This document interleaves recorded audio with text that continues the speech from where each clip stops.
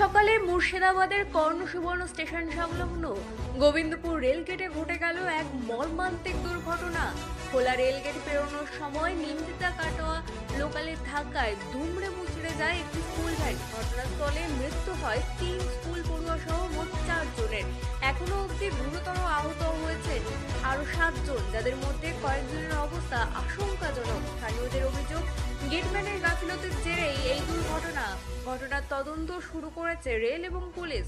মৃতদের পরিবারকে 10 লক্ষ টাকার আর্থিক সহায়তার ঘোষণা রাজ্য সরকারের।